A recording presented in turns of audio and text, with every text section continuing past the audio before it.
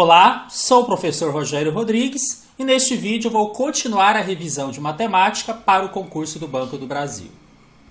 Na descrição do vídeo vocês têm a apostila que é usada como material de apoio.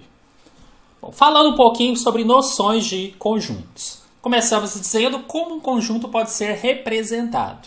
Ele pode ser representado por uma letra maiúscula igual, abre chaves, e você descreve cada elemento, separado normalmente por vírgula ou ponto e vírgula. Outra forma de representar um conjunto é você criar uma regra. E aí, se a regra é obedecida, você sabe que o elemento faz parte do conjunto. Se ela não é, o elemento não faz parte. Olha só esse exemplo. X é um número inteiro positivo par. Qualquer número inteiro positivo par faria parte desse conjunto. Outra forma de representar é através de um desenho ou um diagrama. Você coloca uma figura fechada, ali dentro quais elementos estão nele e aqui fora se algum elemento não estiver. Aproveito para dizer que é possível passar de uma notação para outra e também aproveito para dizer que é possível relacionar elemento com conjunto. Vou chamar isso aqui de conjunto A. Você usa o símbolo de pertence se o elemento estiver no conjunto e o símbolo de não pertence se não estiver. Para exemplificar, neste desenho, o A pertence ao conjunto A maiúsculo e o D que está aqui fora não pertence ao conjunto A maiúsculo. Coloquei aqui ainda algumas definições. Parecem muitas, mas na verdade são bem simples. Conjunto unitário é aquele formado por apenas um elemento. Se eu pensar em números naturais menores que 1, sobra apenas o zero, tem apenas um elemento. Conjunto vazio é aquele que não possui elementos. Se eu quiser um mês com 32 dias, não existe, então ele teria um conjunto vazio. E o conjunto universo seria quais conjuntos de elementos totais com quais se deseja trabalhar. Olha como é importante. Se ele perguntasse o conjunto dos números menores que 4. Se o universo fosse os números naturais, e embora eu não tenha revisado ainda números naturais, acho que todos sabem, menores que 4 eu teria o 0, o 1, o 2 e o 3 apenas. Mas se eu falasse que esse universo, na verdade, dos números menores que 4, seria todo o conjunto dos números inteiros, aí viria lá do menos infinito, passaria pelos negativos, 0, até parar no 3. Veja que faz toda a diferença definir qual universo ou em qual universo estamos trabalhando. Já disse que quando eu quero relacionar um elemento com conjunto, eu uso pertence e não pertence. Quando eu quero relacionar conjuntos, uma das formas é dizer se está ou não contido no outro. Na verdade, se todos os elementos de um conjunto estão dentro do outro, por exemplo, se todo A está dentro do B, posso dizer que A está contido em B e definir o A como sendo um subconjunto de B. Por outro lado, se houver só pelo menos um elemento do A que não esteja no B, nós vamos dizer que ele não é subconjunto de B e que não está contido em B. Uma outra relação que eu oriento vocês a decorarem é essa daqui. Se eu precisar saber a partir de um conjunto dado quantos subconjuntos ele tem, é só fazer o 2 elevado à quantidade de elementos. Então aqui eu tenho 3 elementos. Se eu quiser saber quantos subconjuntos podem ser formados para esse A igual a 1, 2, 3, é só elevar o 2 ao cubo. Ao todo eu teria 8 subconjuntos possíveis, que seria então a resposta aqui na letra C. Eu estou passando bem rapidinho aqui por esses tópicos, porque são coisas bem básicas, tá? Acredito que todos já saibam, estamos só relembrando. É importante que vocês se lembrem também as operações envolvendo conjuntos. Por exemplo, a união. A união significa qualquer elemento que estiver no primeiro conjunto, que é o A. E qualquer elemento que estiver no B, todos fazem parte da união. É só juntar todos eles. Então, se eu pegar esse exemplo aqui, o A, 4, 5, 3, e o B, 0, 3, 1, juntando todos, eu vou ter a união. Se quiser colocar em ordem, 0, 1, 3, 4 e 5. Quando o elemento se repete, eu não coloco duas vezes, tá? Coloco uma vez só. A interseção seria apenas os elementos comuns a A e B, só os que se repetem. Então, se eu pegar aqui o exemplo, o A, 4, 5 e 6, e o B, 2, 4, 0 e 6, apenas o 4 e o 6 se repetem. Então, eles seriam a interseção entre A e B. 4 e 6. A diferença já seria os elementos do A que não estão no B. E aqui eu tenho que comentar que A menos B não é igual a B menos A. Tá? Então não vale isso. As outras sim, a união e a interseção, a ordem não importa. Então eu vou dizer aqui que a diferença A menos B são os elementos que estão no A, mas que não estão no B. Agora o que eu vou fazer é pegar o conjunto A e tirar os comuns, tirar as interseções. Então se eu tirar o 4 e o 1, que o B tem, lembrando aqui no exemplo que o A é 4, 5, 3, 1 e o B 4, 2, 1. O que vai sobrar? O 5 e o 3. É a diferença A menos B. E a complementação só ocorre quando o A está contido em B. Seria o que falta ao A para ficar igual ao B. Olha só o exemplo. O A já é 4, 5, 6. O B é 0, 1, 2, 4, 5, 6 e 7. É só fazer o B menos A. Eu vou pegar o conjunto B e tirar o que o A já tem, que seria o 4, 5 e o 6. O que sobra é a diferença e, naturalmente, a complementar de A para B. Então, vou dizer que aqui a resposta seria 0, 1, 2 e 7. Vamos a uma questão de concurso que abordou essa ideia da união. Para que os três conjuntos M e NP sejam tais que M união com N, união com P diferente de vazio, é necessário que se tenha. Gente, olha só, a união vai juntar todos os elementos de todos eles. Para ser diferente de vazio, basta que um deles ter pelo menos um elemento. Só isso. Porque é a união. Ou seja, se o M tiver um elemento, a união de tudo já é diferente de vazio. Mesma coisa se o N tiver e se o P tiver. Então já vou direto para a resposta, nosso tempo aqui é muito limitado. Vou para mostrar porque a letra E é a resposta. Porque se eu fizer a união entre M e N e der diferente de vazio, é porque ou M ou N tem pelo menos um elemento. Mas também serve, por isso a gente usa o ou, não precisa que seja ao mesmo tempo, que o M união com P seja diferente de vazio. Porque ou M ou P vai ter pelo menos um elemento. Então, por isso, a resposta está na letra I. Vou destacar aqui aqueles conjuntos numéricos importantes, precisamos conhecê-los. Números naturais são aqueles que a gente obtém quando a gente conta e numera alguma coisa. Então, seria o 0, 1, 2, 3, 4, 5, reticências vai até infinito. É representado por um Nzinho, normalmente você coloca ele um pouquinho diferente de só N. Normalmente ele vem com 2 risquinhos aqui. Números inteiros. Seriam os naturais mais os negativos. Então, viria lá do menos infinito, passaria pelo menos 4, menos 3, menos 2, menos 1, 0, 1, 2, 3, 4 e vai até infinito. Os racionais são aqueles que podem ser colocados em forma de fração. Estudamos isso lá na revisão da primeira parte. O que vai englobar, então, os racionais? Os inteiros, porque todo inteiro pode ser ele sobre 1. Vai englobar as próprias frações, obviamente. As decimais finitas, como, por exemplo, 0,25, que poderia ser transformado para fração. E as dízimas periódicas, que também podem ser colocadas em forma de fração. Lá na primeira aula e na primeira parte da revisão, eu até fiz o item para lembrar como se chega a partir da dízima periódica na sua fração geratriz. Números irracionais, somente o que sobrou. São as decimais que são infinitas, mas não têm repetições, não são periódicas. Exemplos bem comuns. As raízes não exatas e o famoso π. E para fechar os números reais, são aqueles que englobam tudo. Pega todos os racionais, e lembra que nos racionais já estão os inteiros e, consequentemente, os naturais, e vou juntar, ou seja, união, com os irracionais. E este exemplo abordou isso. Se A e B são subconjuntos do conjunto dos números reais R, definem-se. Ele só explica o que é a diferença A menos B. Estar no A e não estar no B, já falei sobre isso. O que é a interseção entre A e B? Estar no A e ao mesmo tempo no B.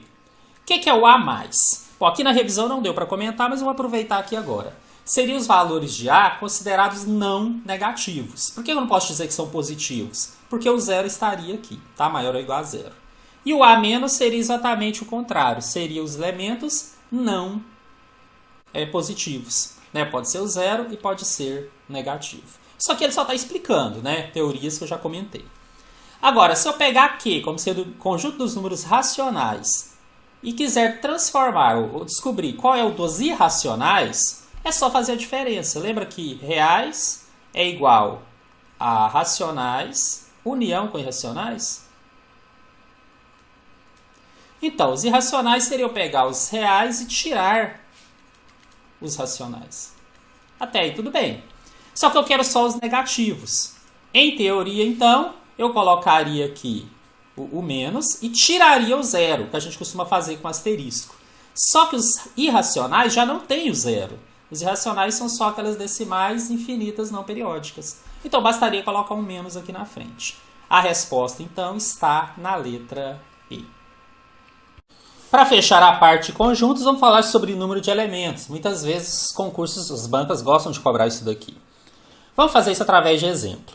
Uma pesquisa de mercado sobre a preferência de 200 consumidores por 3 produtos P1, P2 e P3 mostrou que dos entrevistados, 20 consumiam os 3 produtos, 30 os produtos P1 e P2, 50 os produtos P2 e P3, 60 os produtos P1 e P3, 120 o P1 e 75 o P2. Gente, a ideia aqui é você fazer todas as interseções possíveis, mesmo que você não tivesse certeza se há interseção em todos os pontos, porque aí aqueles que não tivessem era só não colocar elementos. E aí você começa daquele que tem mais cruzamentos, ou seja, aquele que nesse caso consome os 3, que é 20, porque só tem um lugar para ele estar, que é nessa interseção dos 3 ao mesmo tempo, chamando de P1, P2 e P3. Bom, como isso aqui era interseção de 3, eu coloquei primeiro. Agora vamos para os de 2. 30 consome P1 e P2. P1 e P2 seria esse pedaço todo aqui, ó. Já tem 20, não são 30? Eu só completo mais 10. Aí esse pedaço todo fica 30. Vou fazer isso para os outros, tá? Entre o P2 e o P3, a interseção seria isso daqui. E ele fala que ao todo são 50, já tem 20. Eu só completo com mais 30. E entre P1 e P3, 60. Entre P1 e P3 seria isso aqui. Já tem 20. Eu acrescento 40. O que mais? 120 o P1. Se eu pegar o P1 como um todo, que é esse círculo aqui, ele já tem 10, já tem mais 20 que dá 30, já tem mais 40, já tem 70. Ele tem que ter 120. Então é só fazer a diferença e completar com 50. Se você somar 50 mais 10 mais 20 mais 40, dá os 120. E finalmente o P2, que tem que dar 75. Esse círculo aqui da direita, ele já tem 10 mais 20, 30 mais 30, 60. Para 75 só faltam 15. Gente, está quase pronto. Ele fala que era 200 pessoas entrevistadas. Poderia chamar isso aqui como se fosse o meu conjunto universo. É normal fazer isso, tá? E ele ainda fala que todos deram preferência a pelo menos um, porque eu poderia ter elementos de fora aqui. Também acontece. Mas se todos deram preferência, se eu juntar tudo que está aqui dentro, tem que dar 200. Ora, só falta esse pedacinho aqui. Então, se eu somar o que eu já tenho, deu 165. O total era 200. Então, quando eu subtrair, eu vou descobrir que 35 estariam aqui. Que seria exatamente aqueles que consumiam somente o P3. Essa resposta estaria na letra C. Ok, gente? Então, esse tipo de exercício eu acho mais interessante você fazer através do diagrama. Temos aqui algumas teorias de relações e funções. Eu vou explicar assim bem rapidamente para vocês. Vamos entender através de desenhos. Imagine que eu tenho um conjunto A e tenho com alguns elementos e tenho o conjunto B também com alguns elementos.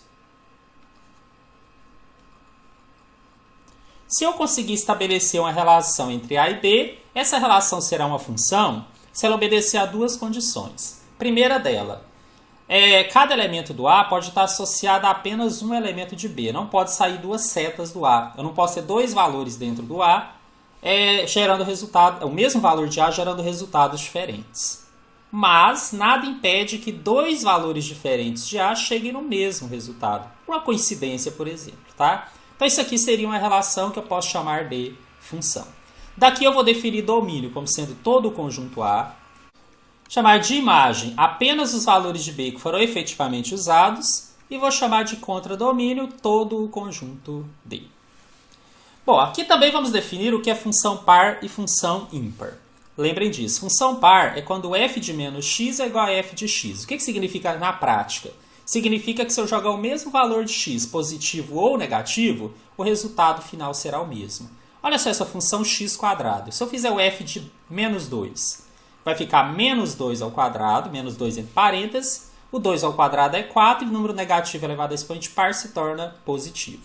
Mas se eu fizesse o f de 2, 2 ao quadrado também daria 4. Por isso, e eu fizesse para os outros números também daria certo, ela é uma função par.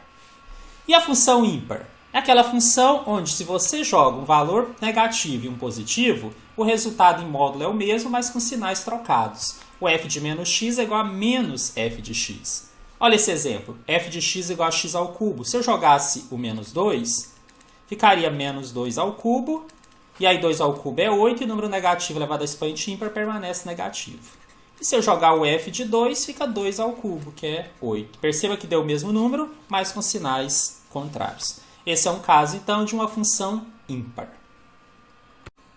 Vou relembrar ainda o que é função injetora, sobrejetora e bijetora. O que seria a injetora? Lembra que eu falei para vocês que é possível do conjunto A que que dois valores diferentes podem chegar no mesmo valor do B? Não deixa de ser função. Mas para ser injetora, isso não pode acontecer. Cada valor de A tem que gerar um valor diferente no B. Função sobrejetora é aquela quando eu uso todos os elementos do B, uso todos os elementos do contradomínio. Então não vai sobrar como tinha sobrado aqui em cima. Aí nesse caso, eu vou dizer que ela é sobrejetora. Ah, mas pode ser que chegue, partindo de diferentes, chegue no mesmo resultado? Para ser sobrejetora, sim. Agora, se as duas coisas ocorrem ao mesmo tempo, cada valor de A gera apenas um resultado no B, e não sobram valores no B, o contradomínio é igual à imagem, aí a gente chama ela de bijetora. E ainda sobre funções, é importante que conheça os casos notáveis de domínio. Lembra que domínio são os valores que eu posso ter na minha variável, aquele valor que parte do A. Em teoria, se ele for dado, eu obedeço.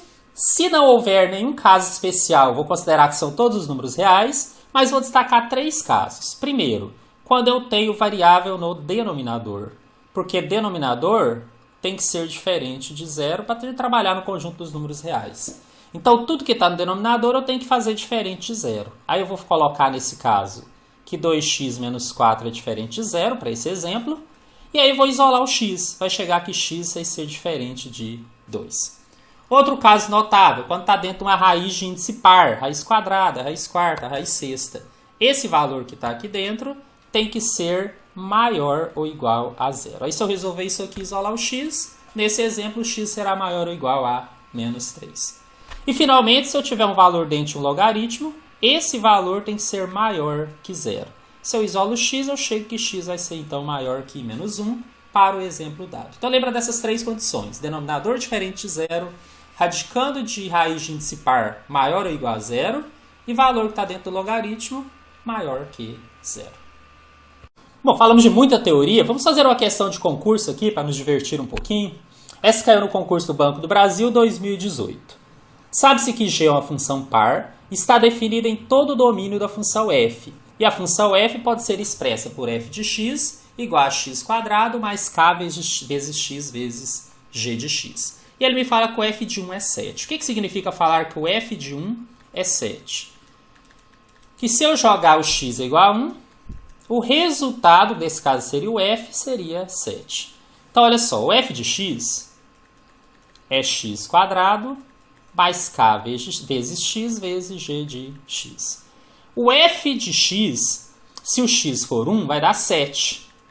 E aí o x será 1. Vou substituir 1² mais k vezes 1 vezes g de 1. Cheguei que 7 é igual a 1 mais k vezes g de 1. Eu vou isolar o k em função de g, tá? Então eu vou trocar os termos de lado. Vou colocar que 1 mais k vezes g de 1 é igual a 7. Esse 1 que estava somando eu vou passar subtraindo para o outro lado. 7 menos 1 dá 6. E esse g de 1 eu vou passar dividindo. Então eu vou colocar que o k é 6 sobre g de 1. Por enquanto eu vou deixar assim. Agora ele me pede o f de menos 1. O que seria o f de menos 1? Eu vou substituir tudo aqui dessa função por menos 1. Então ficaria, era x² mais kx gx. Ficaria menos 1 ao quadrado mais k vezes menos 1 vezes o g de menos 1. Ou seja, meu f de menos 1 ficaria 1 ao quadrado é 1, número negativo elevado a expoente par fica positivo. Aqui mais vezes menos ficou menos 1k, ou menos k, vezes g de menos 1. Ora, mas o k eu já tinha isolado, ele é o 6 sobre g de 1.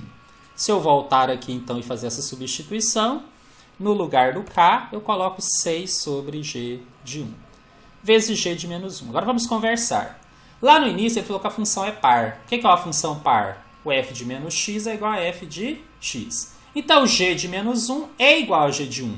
só porque ela é par. Se são iguais, está multiplicando e dividindo, é só cortar. Cheguei então com f de menos 1 é 1 menos 6, que dá menos 5. O gabarito dessa questão se encontra na letra I.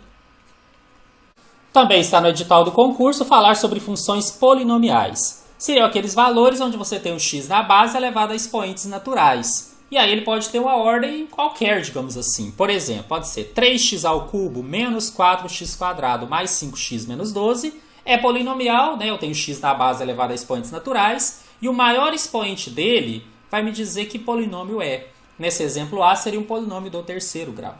Nesse exemplo B, o maior expoente é 5, seria um polinômio do quinto grau. Acontece que a do segundo grau e a do primeiro grau também se encaixam nessa definição. Então estariam aqui também. Então esse exemplo C, menos x quadrado mais 6x menos 10, é um polinômio do segundo grau. A gente muitas vezes estuda só como função do segundo grau ou função quadrática. E o 6x mais 2, esse x está elevado a 1, seria um polinômio do primeiro grau. O que tornou esse tópico bem amplo. Eu vou destacar a função do primeiro grau, a do segundo, e depois vamos falar do polinômio de uma maneira geral. Coloquei aqui em uma página todo o resumo da função do primeiro grau. Seu termo geral, f de x é igual a ax mais b. Então, menos 2x mais 1, só o 6x. O a não pode ser zero, senão o termo x desaparece, ela não é do primeiro grau. O b pode ser zero. Características importantes. Se nada for dito sobre domínio, se não for dado, consideramos que o domínio são todos os números reais, a imagem são todos os números reais. O termo que acompanha x a gente vai chamar de coeficiente angular, que é o a, e o termo que está sozinho vamos chamar de coeficiente linear. O coeficiente angular está relacionado à inclinação do gráfico, e o gráfico da função do primeiro grau sempre é uma reta, e o coeficiente linear é o cruzamento com o eixo y. O que mais que é bom a gente saber? Toda vez que o meu a, coeficiente angular, for maior que zero, ou seja, positivo, minha função é crescente. Na prática, o que é uma função crescente? É aquela que se eu olho da esquerda para a direita, ela está subindo. E o contrário, toda vez que esse a, coeficiente angular, for negativo, ela é decrescente. Se eu olhar da esquerda para a direita, ela está descendo. A regra da função pode ser determinada a partir de pontos conhecidos. Há várias formas. Escolhi essa para vocês decorar a fórmula do a. Eu tenho dois pontos conhecidos, tá? Então, vou pegar y2 menos y1, dividir pelo x2 menos x1. Vou fazer um exemplo numérico daqui a pouquinho. O que mais? Raiz ou zero é onde ela cruza o eixo x. Se eu igualo a função a zero, transformo numa equação do primeiro grau. Se eu isolar o x, eu vou ter esse cruzamento. Além disso, ele vai cruzar no b, o y no b. Porque eu já tinha dito que o coeficiente linear é exatamente o cruzamento com o eixo y. Eu sei que é muita informação, estou falando bem rápido, mas para dar tempo de revisar tudo. Isso aqui é um resuminho da função do primeiro grau. Peguei um exemplo bem interessante, uma questão que já caiu no concurso, da banca Cés Gran Rio, que trabalha bastante disso que eu falei para vocês. O gráfico de uma função f, R em R, então ele está me dizendo aqui o domínio real e o contradomínio também. É definida por f de x a x mais b, e ele já fala que ele contém o ponto 2 e 3. Beleza? Mas ele fala que o outro ponto pertence a um segmento de reta que liga os pontos 4, 7 e 4, 10. Eu vou fazer aqui o desenho só para mostrar para vocês como que eu pensei a resolução desse exercício. Então nós temos o eixo x e eixo y. E aí nós temos alguns pontos aqui. No x, vou marcar 1, 2, 3 e 4. E no y eu teria que chegar até o 10.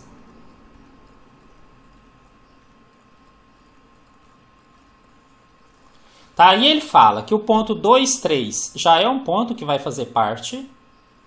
Então, vou marcar ele aqui. E o outro nós não sabemos, mas sabemos que ele seria um segmento que liga o 4 com o 7.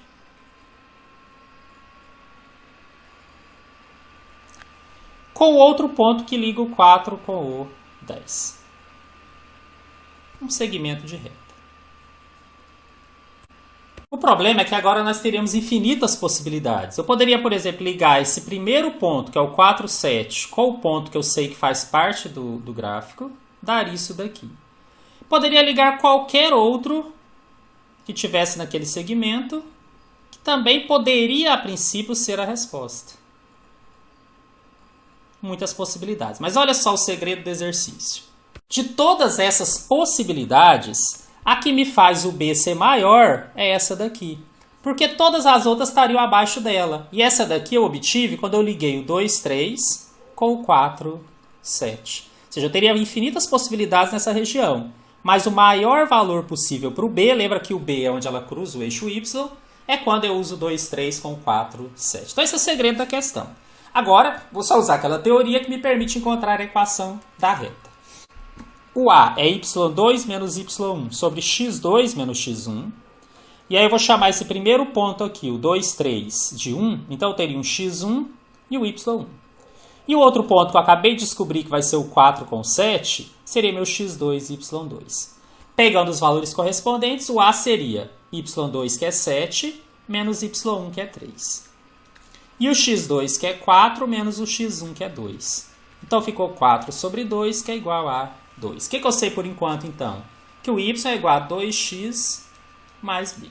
Agora eu escolho um desses pontos, substituo o x e o y. Se eu escolher o primeiro, o y é 3 e o x é 2. Então eu vou ter que 3 é igual a 2 vezes 2 mais b. Aí eu acho o valor de b, que é o que o exercício está pedindo.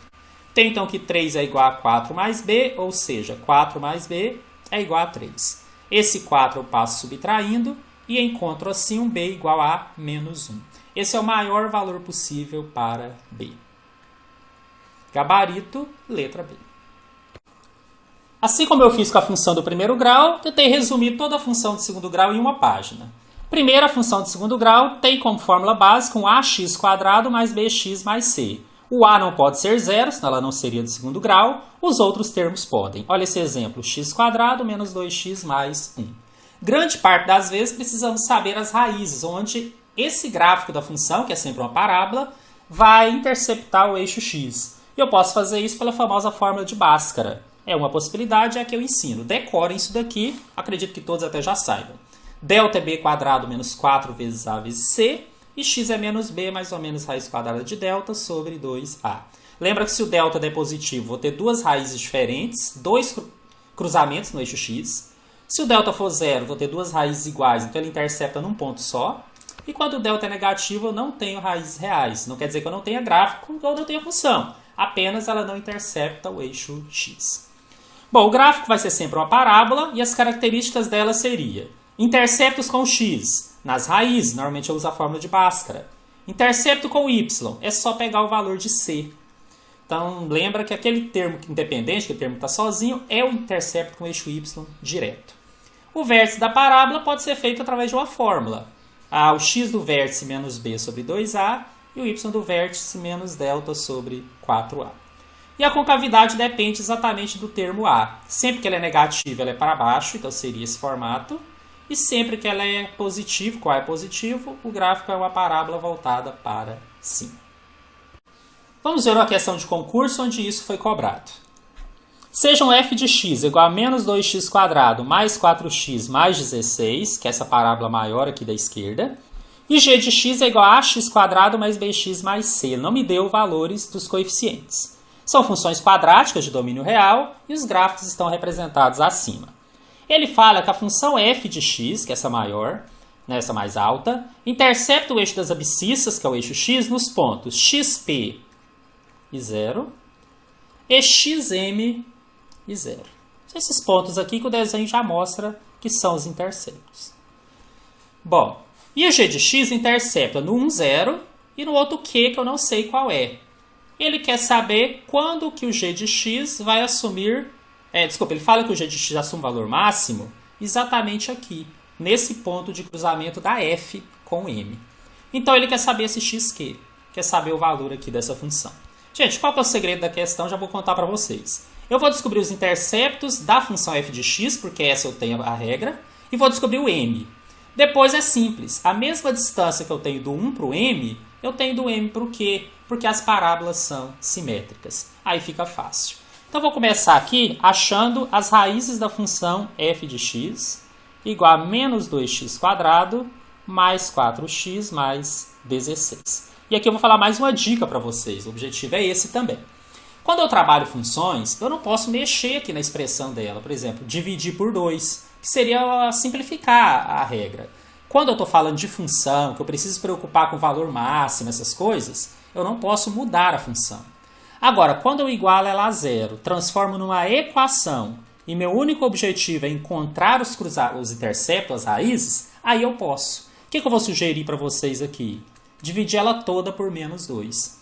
Porque aí menos 2 por menos 2 vira 1, fica só x². Mais 4 dividido por menos 2 vira menos 2x. E mais 16 dividido por menos 2 vira menos 8. Você vai trabalhar com uma expressão menor. Então, quando é possível, só posso fazer isso agora porque o objetivo é encontrar as raízes. Se eu precisasse desenhar o gráfico da função, eu teria que usar de volta essa original. Inclusive, ela é uma parábola voltada para baixo. Se eu transformasse nessa aqui, ela já nem seria para baixo. Tá bom? Então, cuidado com isso. Pode usar? Pode. Quando for uma equação e o objetivo for apenas encontrar as raízes. Porque você faz contas menores. No concurso pode fazer diferença. Pela forma de Bhaskara, o delta é o b, que é o menos 2 ao quadrado, menos 4 vezes o a, que é 1, vezes o c, que é menos 8. 2 ao quadrado dá 4, o número negativo é elevado a expoente par, fica positivo. 4 vezes 8, 32, menos vezes menos mais. Então, meu delta deu 36. O x é menos b, mais ou menos raiz de delta sobre 2a.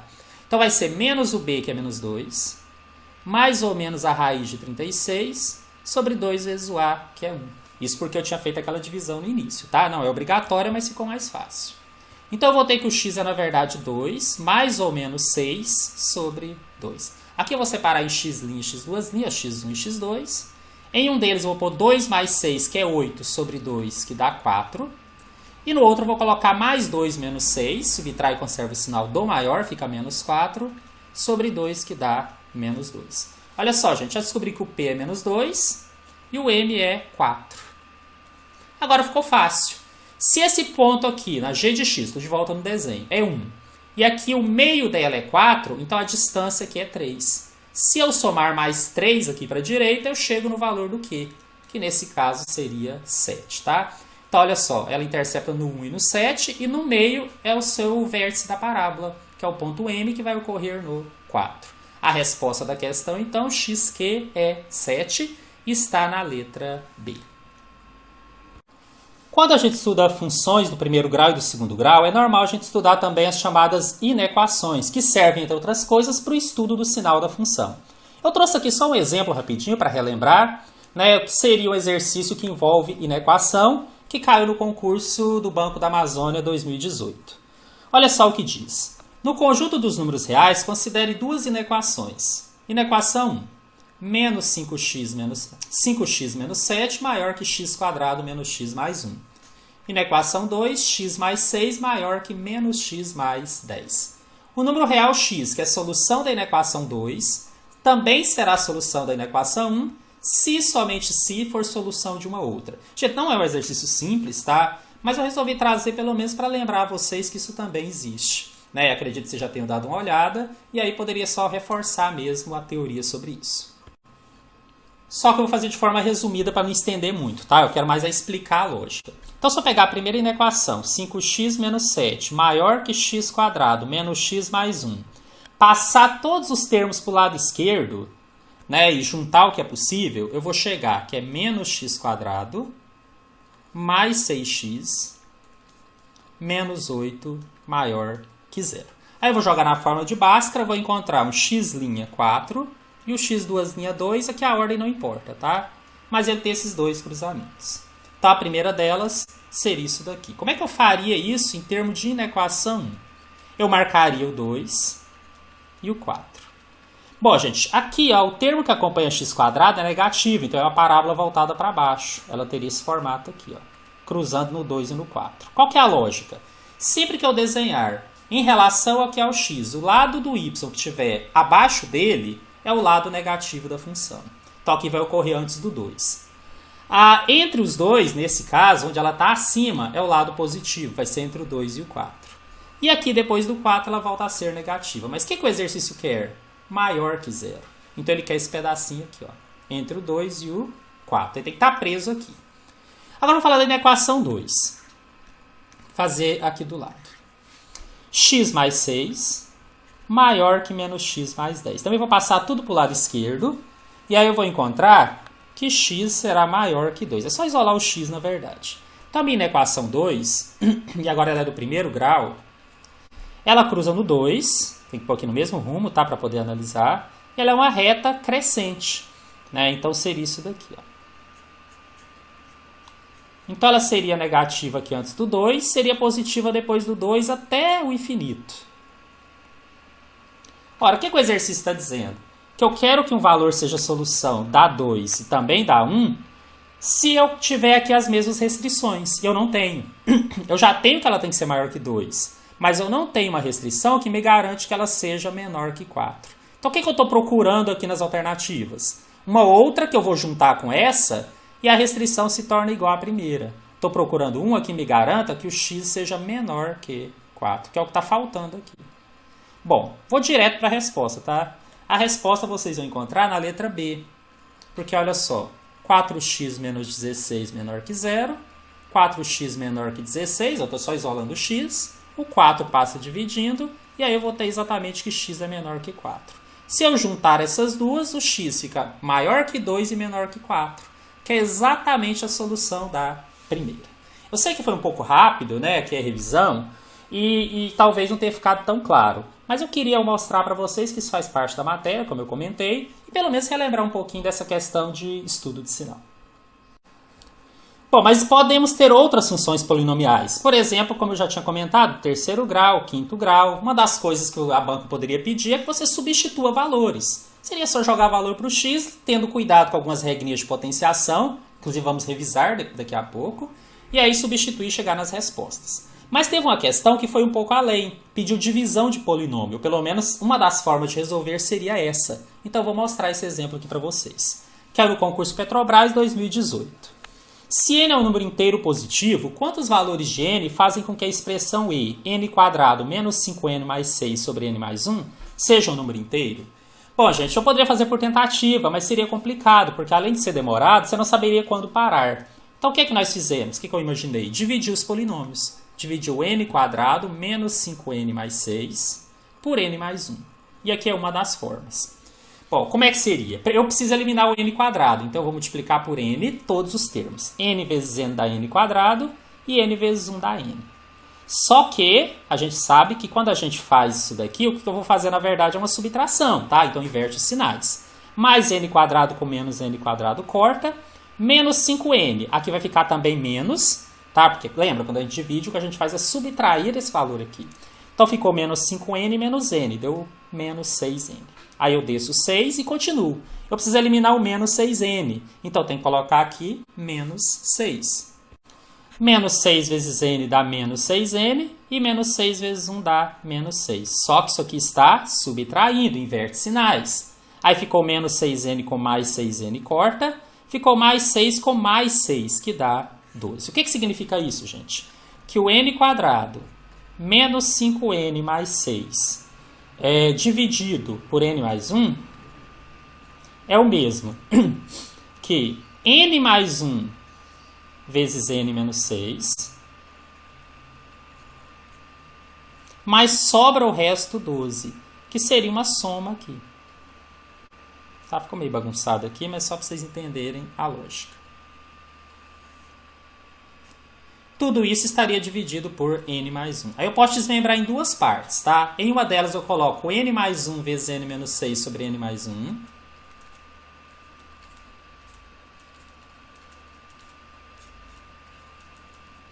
Mais o 12 também dividido por n mais 1.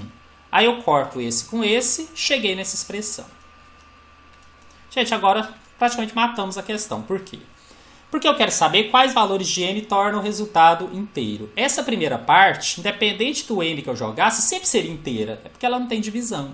Agora, essa segunda parte só seria inteira se o denominador fosse divisível por 12. E aí, quais valores fariam isso ser verdade? O 1, por quê? Porque ficaria 12 dividido por 1 mais 1, que dá 12 por 2, dá inteiro. O 2, porque 12 dividido por 2 mais 1 é 12 por 3, dá inteiro. O 3... porque 12 dividido por 3 mais 1 é 12 por 4, dá 3 é inteiro. O 4 não, porque daria 12 por 5, não é inteiro. O 5 não, desculpa, o 5 sim, porque 12 dividido por 5 mais 1 é 12 por 6. E depois só o 11, porque 12 dividido por 11 mais 1 dá 12 por 12. A partir daqui eu não precisaria testar mais, Porque qualquer valor maior que 11 que eu jogar no denominador, o denominador se torna maior que o numerador e, portanto, já daria fração naturalmente. Então, teria essas 5 possibilidades. E o gabarito pergunta quantos? 5 deles. O gabarito está na letra B. Vamos começar a falar sobre funções exponenciais. E aqui é a oportunidade que eu tenho de relembrar regras de potenciação, essenciais para quem está estudando matemática. Primeiro, entender que potência é o produto de fatores por eles mesmos. Então, se eu pego um A elevado a N, é o mesmo que multiplicar A vezes A vezes A, N vezes. E por que eu estou falando de regra de potenciação? Porque ela vai nos permitir entender coisas de funções exponenciais ou de equações exponenciais. Bom, o que mais que é importante? Você saber a regrinha de sinal de potência. Né? Então, se eu pegar, por exemplo, o número negativo entre parênteses e elevar a expoente par, ou mesmo positivo, o resultado sempre é positivo. Então, se eu pegar o 2 positivo elevado a 4, vai dar 16. Mas se eu pegar o 2 negativo e elevar a 4, também vai dar 16 positivo, porque o expoente é par. Agora, se o expoente é ímpar, aí permanece o sinal da base. 2 elevado a 5 seria 32 positivo, porque a base é positiva, e menos 2 elevado a 5 seria menos 32, porque a base é negativa. Então, lembre-se, o positivo sempre vai dar positivo mesmo. Base negativa elevada a expoente par se torna positiva. Base negativa elevada a expoente ímpar se torna negativa. Agora, muito cuidado se tem parênteses ou não. Se tem parênteses, essa regra vale. Olha, menos 2 a 4, número negativo elevado a expoente par se torna positivo. Agora, se eu não tenho parênteses, eu tenho o sinal de menos e a potência. O sinal de menos permanece e eu faço a potência primeiro. Então, o resultado ficaria negativo. Só tome cuidado com esse detalhe. Vou repassar aqui rapidinho as principais propriedades das potências. Se eu tenho produto de potências de mesma base, então eu estou multiplicando bases iguais, eu conservo a base e somo os expoentes. Então, no exemplo numérico, 2 elevado ao cubo vezes 2 quadrado, ficaria 2 elevado a 3 mais 2, que é 5, ou seja, daria 32. Mas pode acontecer com variável, e aqui vocês vão começar a entender por que eu estou revisando. Porque isso aqui vai dar origem à ideia da função exponencial, quando a variável está no expoente. A regra é a mesma. 2 elevado a x vezes 2 quadrado, conserva a base e somo os expoentes. A única diferença aqui é que eu não consigo chegar num resultado tendo só isso aqui. O x eu não posso juntar com 2, por enquanto ficaria assim, 2 elevado a x mais 2. Tem horas que a questão de concurso te dá dessa forma e quer que você desmembre, então é bom saber a regra. A divisão ou quociente de bases iguais conserva a base e subtrai os expoentes. Olha meu primeiro exemplo, 2 elevado a 5 dividido por 2 quadrado. Vai ser 2 elevado a 5 menos 2, que é 2 ao cubo, que é igual a 8. Mas se for variável, mesma coisa. 2 elevado a x dividido por 2 quadrado ficou 2 elevado a x menos 2. Próxima regra, potência de potência. Eu já tenho uma potência e elevo novamente. Então eu conservo a base e multiplico os expoentes. Olha só meu exemplo. 2 ao cubo elevado ao quadrado é 2 elevado a 3 vezes 2. Seria 2 elevado a 6, que dá 64. Se for variável, a mesma coisa. 2 elevado a x e elevado ao quadrado. Fica 2 elevado a 2 vezes x. Também é importante saber que quando eu tenho um produto e elevo ele a algum valor, é só desmembrar esse valor para todos os termos da multiplicação. Cuidado, isso vale só para multiplicação, não vale para soma. A soma vamos falar depois. Então, olha só, 2 vezes 3 vezes 5 ao quadrado, eu posso pegar cada termo ao quadrado, se eu achar que é mais fácil assim. Aí eu faria o cálculo, só para não deixar sem resposta. 2 ao quadrado é 4, 3 ao quadrado é 9 e 5 ao quadrado é 25. Esse produto daria 900. Agora, e se o expoente for uma variável? Mesma coisa, 2 vezes 3 elevado a x é o mesmo que 2 elevado a x vezes 3 elevado a x. Potência de expoente zero. Número elevado a zero é sempre igual a 1, exceto o próprio zero, que aí seria uma indeterminação. Então, se eu pegar 3 elevado a zero, dá 1. E se for negativo, menos 5 elevado a zero, dá 1 do mesmo jeito. E se for uma variável elevada a zero, dá 1, desde que essa variável não seja zero. Bom, chegamos aqui no caso dos produtos notáveis. Falei para vocês que quando eu tinha uma multiplicação e tudo isso estava elevado a uma potência, era só desmembrar a potência para cada termo. Na soma, não. Se eu tiver um termo ao quadrado e tiver uma soma aqui dentro, é o quadrado do primeiro mais 2 vezes o primeiro vezes o segundo mais o quadrado do segundo. Se eu tiver a diferença, a subtração de termos elevado ao quadrado, quadrado do primeiro menos 2 vezes o primeiro vezes o segundo, mais o quadrado do segundo. E se eu tenho o produto da soma pela diferença, os mesmos termos somando e subtraindo, é o quadrado do primeiro menos o quadrado do segundo. Olha esse exemplo. X mais 3, tudo isso ao quadrado. É o quadrado do primeiro, mais 2 vezes o primeiro vezes o segundo, mais o quadrado do segundo. Isso aqui daria x quadrado, mais 6x, mais 9. São várias propriedades, mas são relativamente simples, tá? Eu estou passando por todas elas exatamente porque isso aqui é uma revisão da matéria. E se eu tenho uma base com fração e ela está elevada a uma potência, é só desmembrar para cada termo da fração, porque na verdade é a regra da divisão. Então se eu tenho, por exemplo, 2 sobre 3 e elevar ao cubo, é o mesmo que elevar o 2 ao cubo e dividir pelo 3 ao cubo, que daria 8 sobre 27. E se for variável, a mesma coisa. X sobre 2 ao cubo ficaria x ao cubo dividido por 2 ao cubo. Ficaria x ao cubo sobre 8. Bom, temos também uma regra que a gente aprende bastante em matemática, que é transformar um expoente fracionário em raiz ou vice-versa. Então, se eu tenho um termo A elevado a uma fração, o numerador da fração é uma potência, que eu posso pôr aqui fora ou no próprio valor, e o denominador passa a ser o índice da raiz. Olha o nosso primeiro exemplo. 8 elevado a 2 terços. Posso colocar o 8 na raiz e o índice da raiz é o denominador, é uma raiz cúbica. Só que esse resultado está elevado ao quadrado. Posso pôr o quadrado no 8 ou aqui fora. Eu prefiro colocar aqui fora, por quê? Porque eu trabalho com números menores. Raiz cúbica de 8 é 2, e aí ficou 2 ao quadrado, que é 4. Mas se tiver variável, não tem problema. 8 elevado a x sobre 3.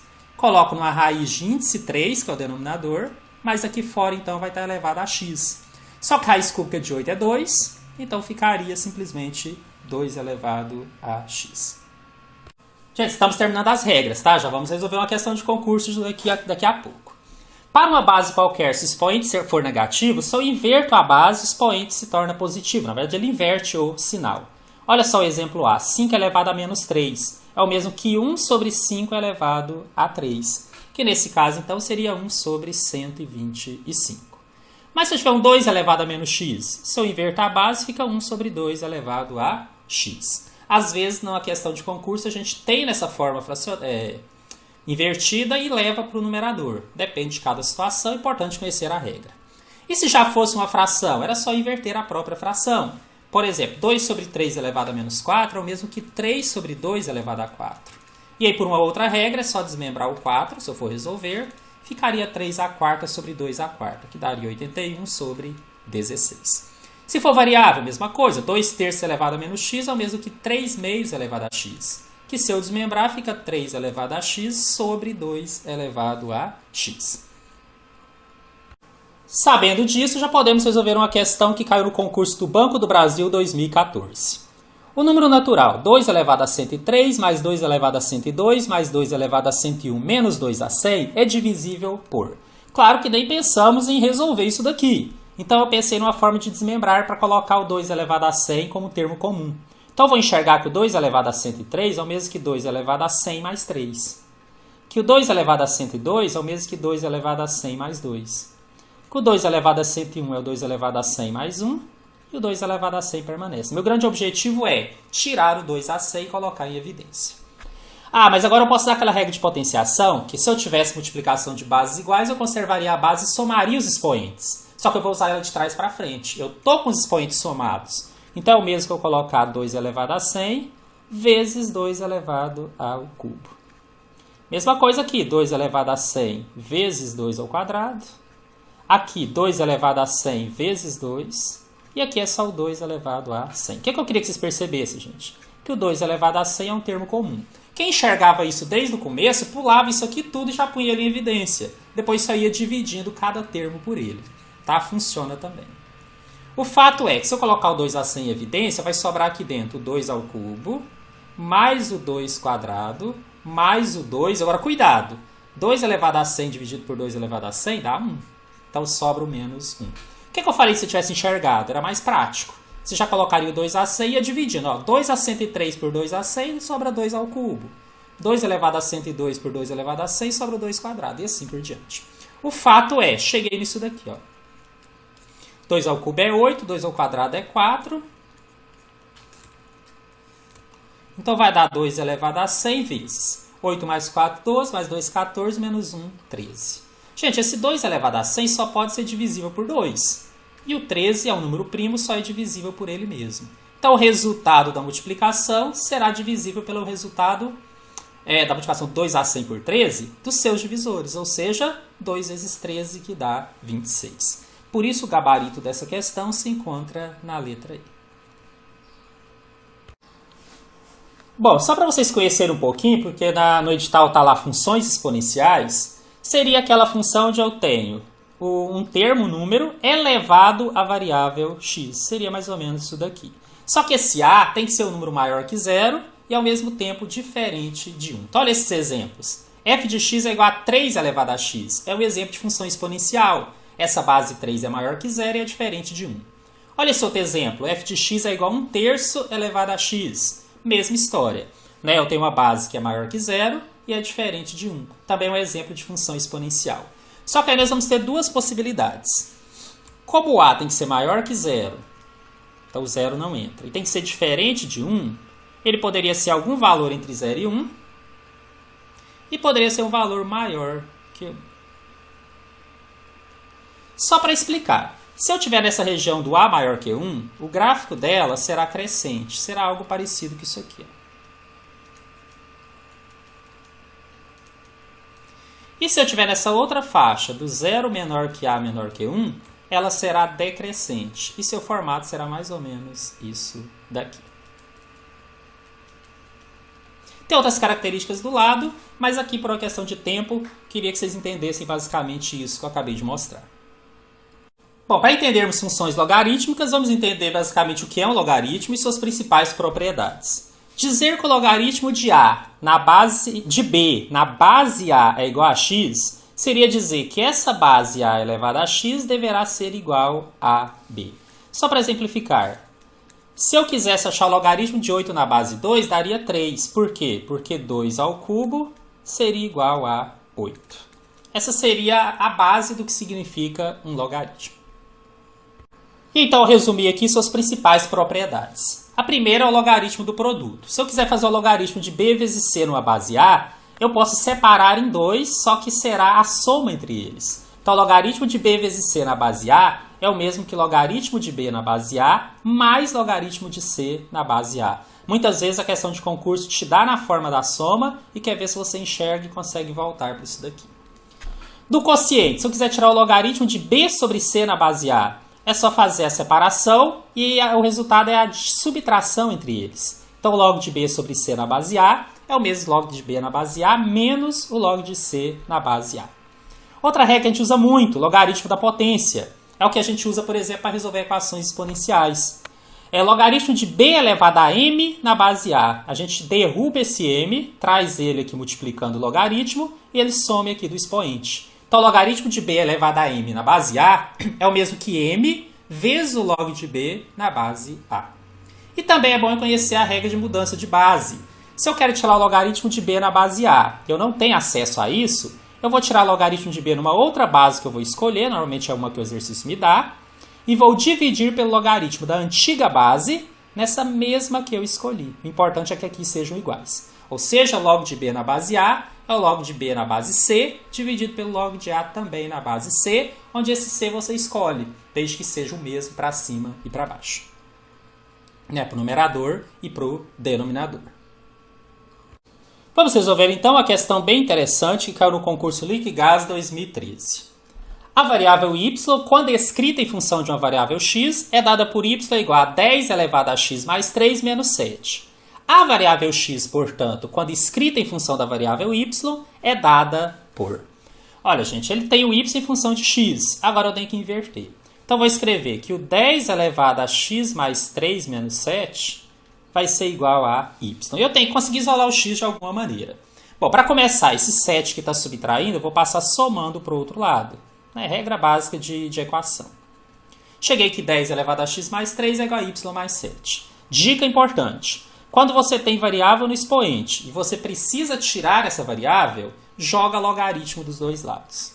Ou seja, se eu colocar log 10x mais 3 igual a log de y mais 7, essa igualdade continua verdadeira, porque eu fiz a mesma coisa dos dois lados. Gente, detalhe, esse log que eu estou jogando, eu escolho a base. Quando eu não escrevo a base, é porque ela é 10. Então tem a opção de escrever ou não.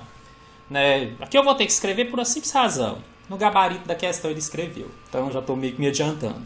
Mas você poderia deixar 6, você sabe que a base é 10, e incluir só no final também. O que é importante aqui?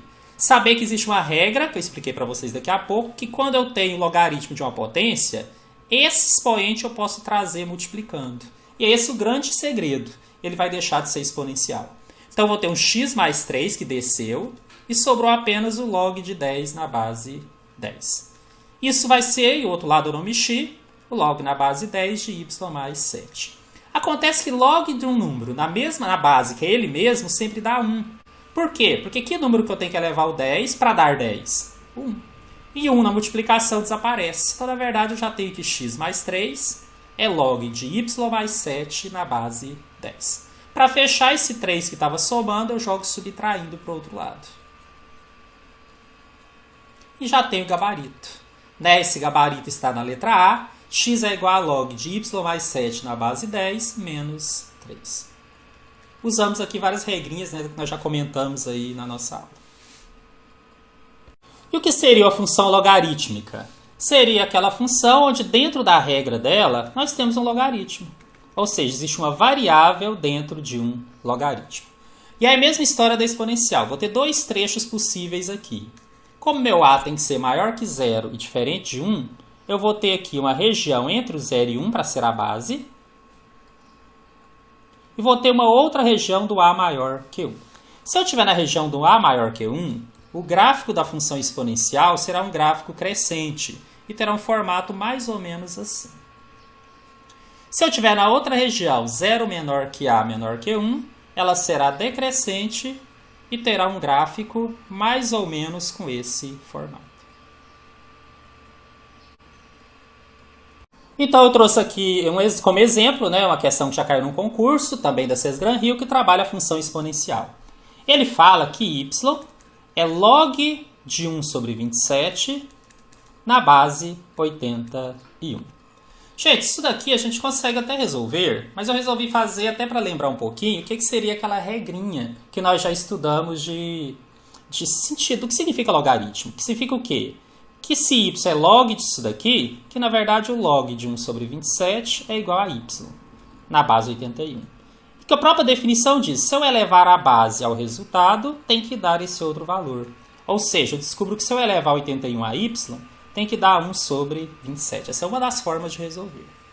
Acontece que eu consigo colocar tudo na mesma base, que é a base 3, porque 81 é, na verdade, 3 elevado a 4.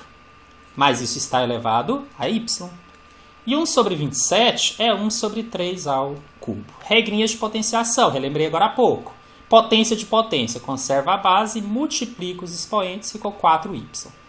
Do outro lado, se eu inverto a base, eu inverto o sinal do expoente, ficou 3 a menos 3. Gente, igualdade. Se eu tenho bases iguais, os expoentes também são iguais. Então ficou que 4y é igual a menos 3. Passo 4 dividindo, ficou y igual a menos 3 sobre 4. Bom, agora vou para outra parte. Ele fala que x elevado a y tem que dar 8. Mas eu já sei o valor do y, que é menos 3 sobre 4 igual a 8. Gente, uma maneira de resolver isso daqui é passar essa potência para o outro lado invertida. Mas cuidado, não é inverter sinal. É inverter numerador com denominador. Então, se eu passar para o outro lado, continua menos. Só que era 3 sobre 4, vira 4 sobre 3. Ainda, se o expoente é negativo, eu inverto a base, o expoente se torna positivo, porque meu objetivo é resolver isso daqui. E, finalmente, outra regrinha que nós aprendemos é que quando eu tenho um expoente fracionário, eu posso pôr uma raiz. O denominador é o índice da raiz, que aqui é o 3. E o numerador é uma potência, que eu posso colocar aqui fora do parênteses ou junto com o 8. Eu acho mais fácil colocar aqui fora do parênteses. Então, ficou 1 sobre raiz cúbica de 8, que é 2, só que elevado a 4. X é igual a 1 sobre 2 à quarta, que é 16. Chegamos na resposta, o nosso gabarito está na letra A. Vamos agora revisar matrizes. Conhecendo o conceito, uma matriz M por N é uma tabela que tem M vezes N elementos dispostos. M é o número de linhas e N é o número de colunas. Olha esse exemplo. Minha matriz A maiúscula igual. Normalmente colocamos entre colchetes ou parênteses. Você tem aqui dentro seus elementos e eles são descritos por índices. O primeiro, o número que aparece aqui é a linha que ele ocupa. E o segundo é a coluna. M é a quantidade de linhas, N é a quantidade de colunas. Estou pegando só um elemento aqui para exemplificar, o A12. O que significa isso? Que ele está na primeira linha, cruzando com a segunda coluna. Agora olhem aqui, primeira linha cruzando com a segunda coluna. De forma geral, costumamos chamar de A e J, onde o I representa a linha que ele está e o J representa a coluna que ele está. Uma coisa importante no estudo das matrizes são alguns conceitos. O que é uma matriz quadrada? É aquela na qual o número de linhas é igual ao número de colunas. Então, se eu tenho duas linhas e duas colunas, ela é uma matriz quadrada de ordem 2. É uma matriz 2 por 2, por exemplo. O que é uma matriz diagonal? É aquela matriz quadrada em que a diagonal principal tem pelo menos um elemento diferente de zero. Bom, o que é a diagonal principal? Se eu pegar uma matriz qualquer aqui, vamos pegar 2 por 2. 1, 2, 3, 4. Diagonal principal é essa aqui, ó, que você pega, cuja característica é o número da linha é o mesmo número da coluna. Então é o A11, é o A22. Se ela fosse maior, poderia ter um A33 e assim por diante. Tá? Então ela é uma matriz diagonal quando essa diagonal principal tem pelo menos um elemento diferente de zero e todos os outros são zero. Claro que esse exemplo que eu acabei de fazer não é uma matriz diagonal. E dessas matrizes diagonais, a mais importante é a matriz identidade, onde todos os elementos da diagonal principal são iguais a 1. E como ela é uma matriz diagonal, todos os outros são iguais a 0. Também um conceito que é bom vocês saberem é o conceito de matriz transposta. É quando você troca as linhas por colunas, ordenadamente. Então, deixa eu pegar esse exemplo. Olha, o A, primeira linha 2, 0 e menos 1. O A transposta terá como primeira coluna o 2, 0 e menos 1. A segunda linha é 2, 4 e 2. Então, a segunda coluna será 2, 4 e 2. Então, essa matriz que eu acabei de fazer seria a transposta da matriz A. Falando agora sobre operações envolvendo matrizes. Se eu vou somar ou subtrair matrizes, primeiro é importante dizer que elas têm de ser do mesmo tipo M vezes N. A quantidade de linhas e colunas da primeira tem que ser igual à quantidade de linhas e colunas da segunda. E é bem simples fazer. Você vai somar ou subtrair os elementos correspondentes, ou seja, o elemento A1 com o B11, o A12 com o B12, vale para a soma ou para a subtração. Então, se eu pegasse esse exemplo aqui e quisesse somar A mais B, o resultado seria você fazer ordenadamente. Por exemplo, o 2 eu vou somar com menos 1. E 2 somar com menos 1 fica 2 menos 1, que vira 1. O 0 eu vou somar com 1. 0 mais 1 dá 1. O menos 1 eu vou somar com 5. Sinais diferentes, subtrai, conserva o sinal do maior, vira 4. O 2 eu vou somar com 4, que dá 6.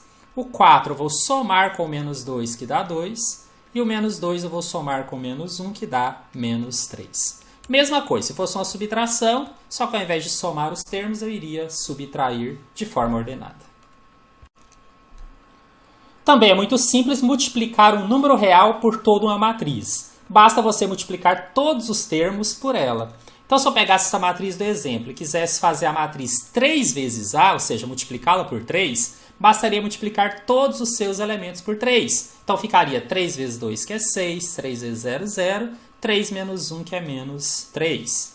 3 vezes 2, que dá 6, 3 vezes 4, que dá 12, e 3 vezes menos 2, que dá menos 6. Essa seria a matriz resultante. Já a multiplicação de matriz, ou seja, uma matriz por outra, não é tão direto, você tem que ter um certo cuidado. O que você vai ter que fazer? Se eu pegar esse exemplo aqui, para multiplicar, primeiro nós temos uma condição.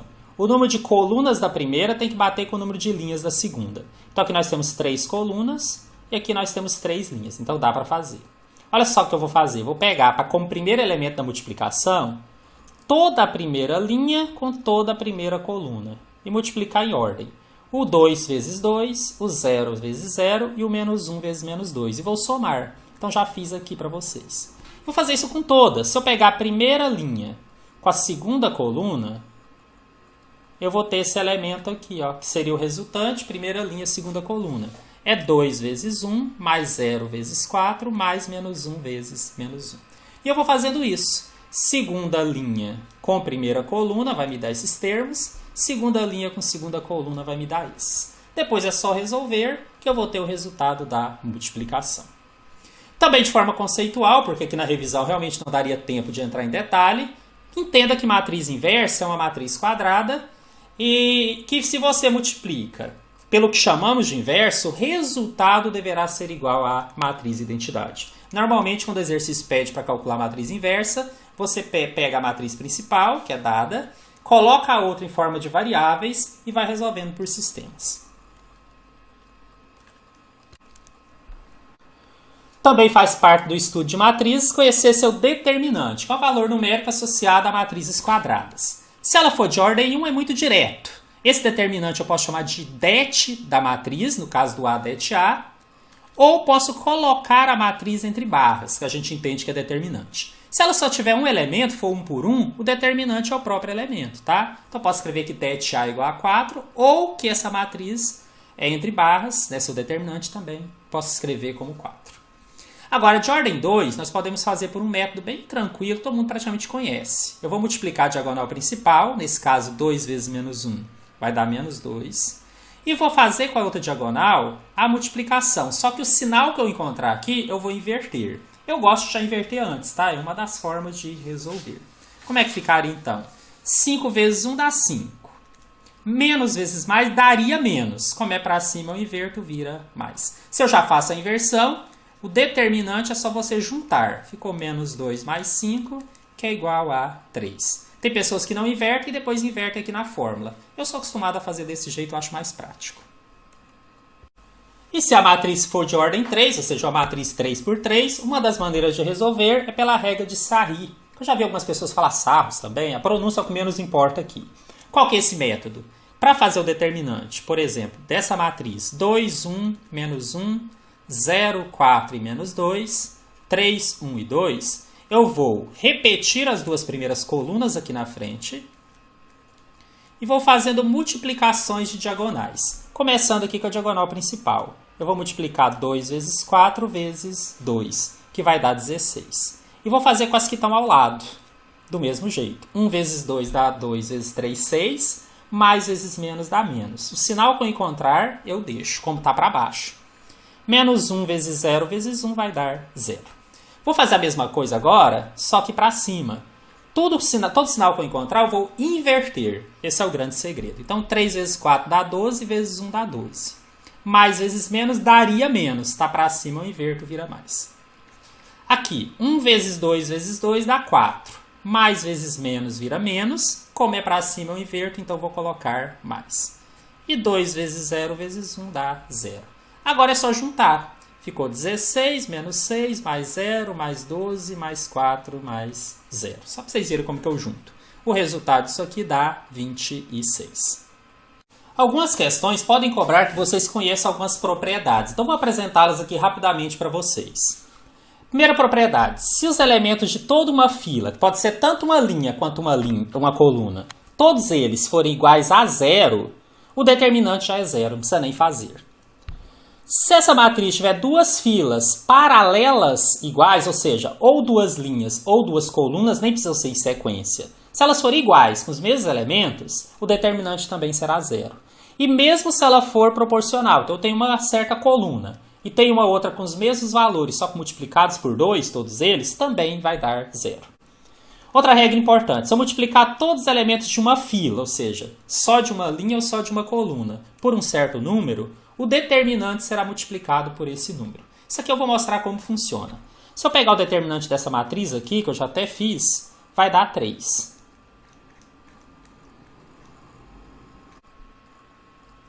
Ou seja, det A igual a 3. Agora, se eu pegasse essa mesma matriz e multiplicasse, por exemplo, toda a primeira linha por 3, então ficaria 3 vezes 2, 6, 3 vezes 1, 3, e a de baixo permaneceria. O determinante dela seria 3 vezes o determinante A, ou seja, seria 9. Depois vocês podem fazer para conferir. A outra propriedade diz que o determinante da matriz produto é igual ao produto dos determinantes. Gente, isso aqui é ótimo, por quê?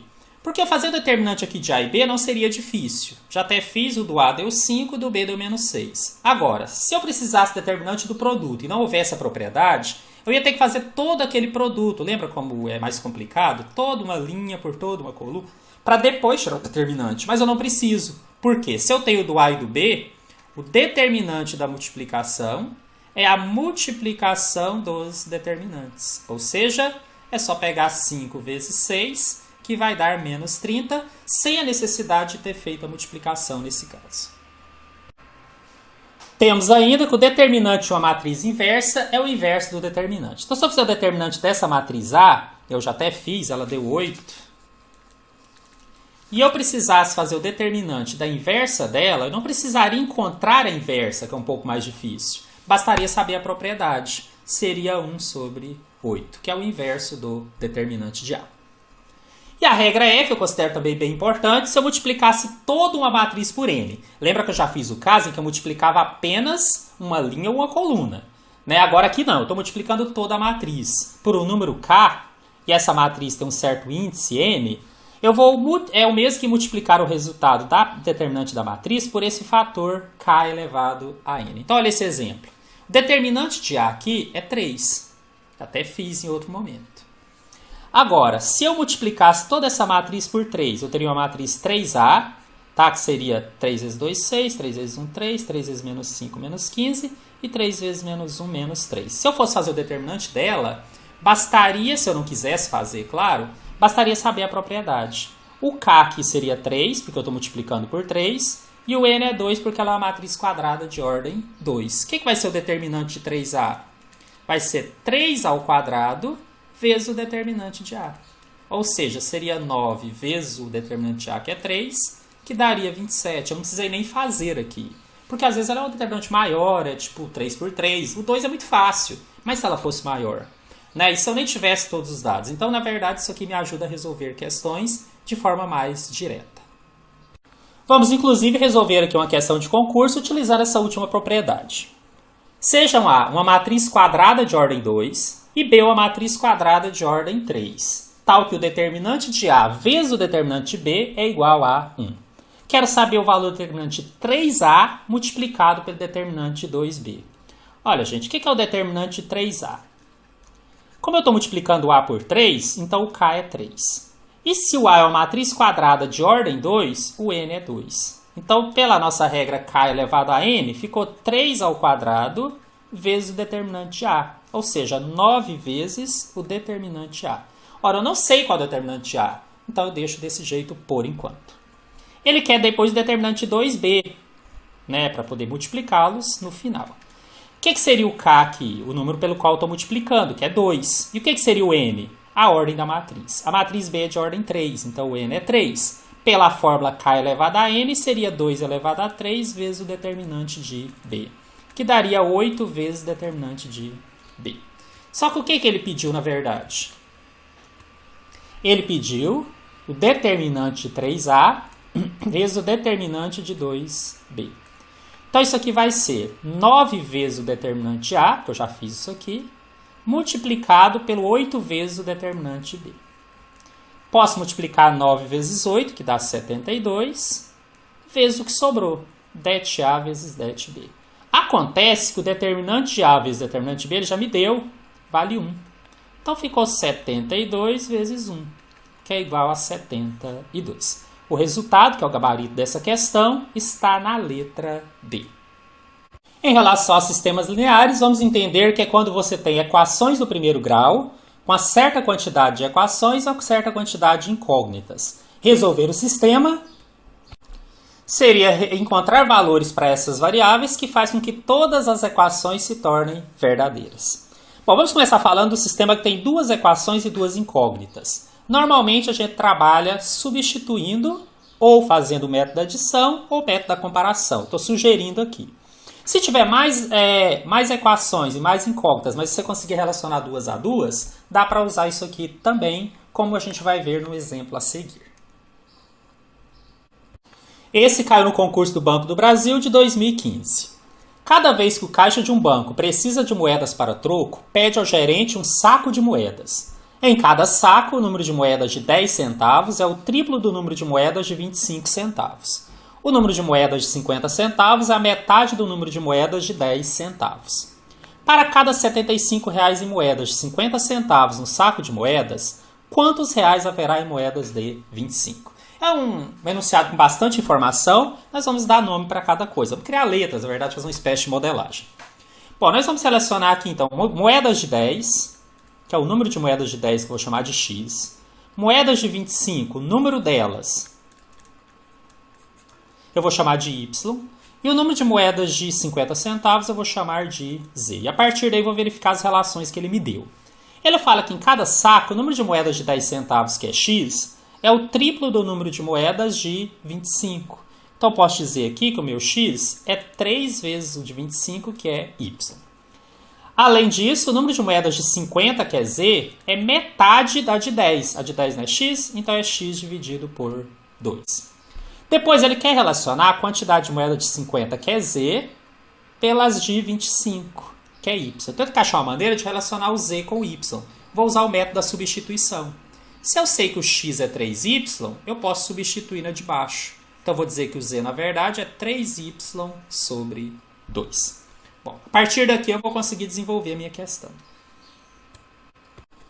Ele fala que a cada R$ 75 moeda de 50 centavos. Eu vou criar uma regrinha de 3 aqui, que na verdade se eu tivesse uma moeda só, eu teria 50 centavos. Eu vou ter uma quantidade Z, né, que é o que eu quero descobrir, para dar R$ 75. É só aqui multiplicar cruzados, são diretamente proporcionais. Eu vou descobrir que na verdade o Z é 75 dividido por 50 centavos.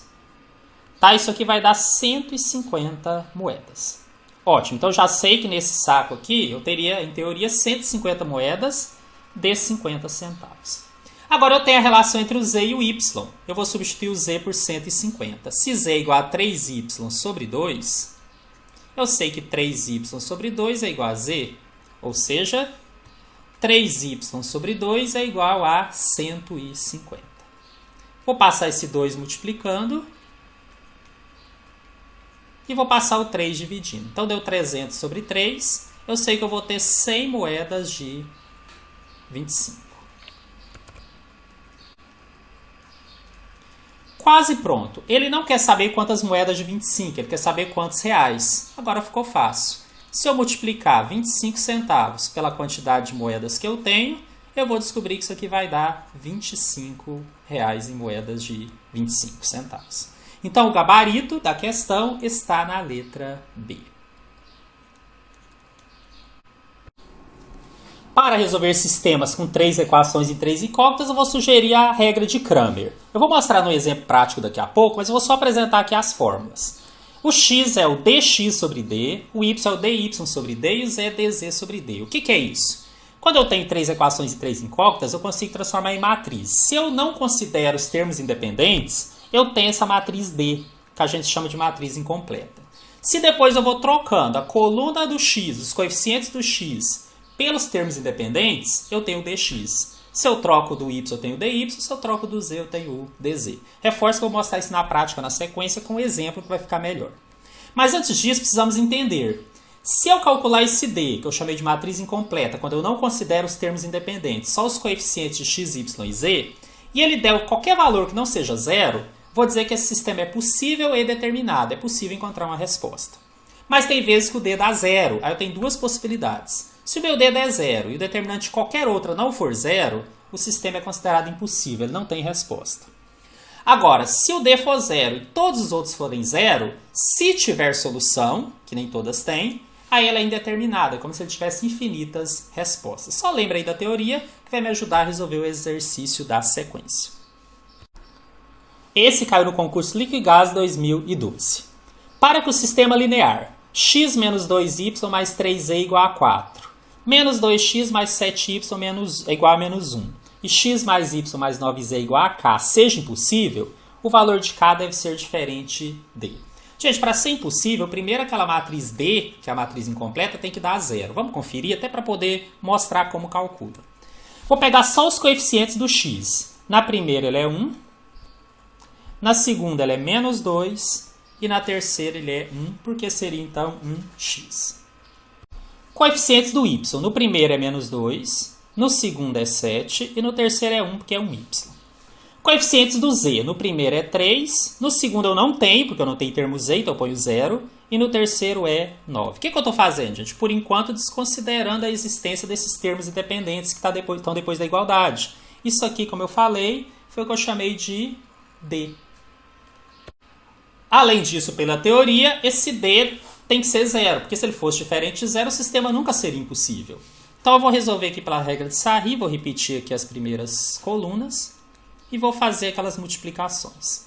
Diagonal principal, 1 vezes 7 vezes 9 dá 63, menos 2 vezes 0 vezes 1 dá 0, e 3 vezes menos 2 vezes 1 dá menos 6. Aqui para cima, 3 vezes 7 daria 21 positivo, como é para cima eu inverto. 1 vezes 0 vezes 1 dá 0. E 9 vezes 2 vezes 2 dá 36. Daria positivo, mas para cima eu inverto, deu negativo. O fato é que se eu pegar 63 menos 6 menos 21 menos 36, vai dar 0. Gente, isso aqui foi só para conferir mesmo, tá? Claro que teria que ser, que senão o exercício não teria resposta. Mas eu aproveitei para explicar para vocês como calcula esse D.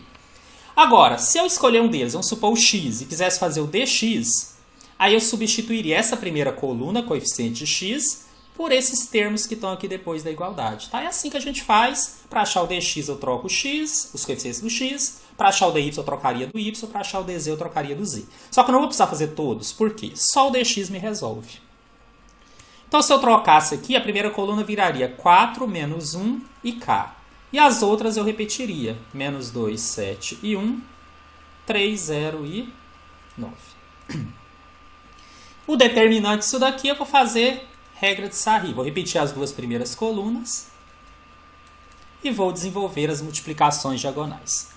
Então, vou ter aqui 4 vezes 7 vezes 9, que dá 252. Menos 2 vezes 0 vezes k, que dá 0. 3 vezes 1 vezes 1, que dá 3, negativo. Aqui para cima, k vezes 7 vezes 3 daria 21k positivo. Como é para cima, eu inverto, virou menos 21k. 1 vezes 0 vezes 4 dá 0. E 9 vezes 1 vezes 2 daria 18. Menos vezes menos daria mais. Como é para cima, eu inverto, vira menos. Ora, gente, já garanti que o D é 0. Para ser impossível, eu tenho que garantir agora que, por exemplo, esse dx não seja 0. Ou seja, que 252 menos 3 menos 21k menos 18 seja diferente de 0. Então, vou ter que menos 21k, aí vou ter 252 menos 3 menos 18 dá 231 positivo. Que isso seja diferente de 0. Esse 231 vou passar subtraindo para o outro lado. Posso multiplicar por menos 1, eu inverto todos os sinais. Fiquei então que 21k tem que ser diferente de 231. Passo o 21 dividindo. E aí eu cheguei na resposta. O k tem que ser diferente de 231 dividido por 21. O k tem que ser diferente de 11. Essa resposta nós temos aqui como gabarito na letra A. Vamos falar agora sobre sequências numéricas. São aqueles conjuntos numéricos em que os elementos vão se sucedendo e eles obedecem a determinada ordem. Essa ordem pode ou não depender dos termos anteriores ou pode apenas ser uma regra dada. Vamos pegar dois exemplos só para vocês entenderem o que são sequências numéricas. Se eu pegasse o 2, 3, 5, 7, 11, 13, é uma sequência numérica formada pelos números primos. Obedece a uma certa ordem e uma certa condição. Ou se eu pegasse 2, 4, 6, 8, vocês vão perceber que há uma variação constante entre eles. E se eu, de repente, não coloco reticências, quer dizer que essa sequência é finita. Aqui poderia dizer que são os pares positivos menores que 10. Então, daqui vocês já viram, né? A sequência pode ser infinita, e a gente coloca reticências, ou pode ser finita. Acontece que há dois tipos de sequências que mais nos interessam: as progressões aritméticas e as progressões geométricas. Vamos começar falando sobre a progressão aritmética, que às vezes aparece simplesmente como PA, P ponto A ponto. Seria toda sucessão de números em que, a partir do segundo, se você subtrair pelo anterior, sempre vai dar o mesmo valor. E a esse valor chamamos de razão. Então será uma PA sequência A1, A2, A3, reticências a N, porque pode ser infinita, se eu subtrair o segundo menos o primeiro e o resultado for igual ao terceiro menos o segundo, ao quarto menos o terceiro e assim por diante. Chamaremos a razão de R. Se essa razão for positiva, a minha PA vai ser crescente, os valores vão sempre ficando maiores. Se eu tiver uma razão negativa, eu vou ter uma PA decrescente, os valores vão diminuindo. Há ainda a possibilidade da razão ser zero, e aí teremos uma PA constante. Bom, é importantíssimo, decorem para a prova, tá, gente? Fórmula do termo geral da PA.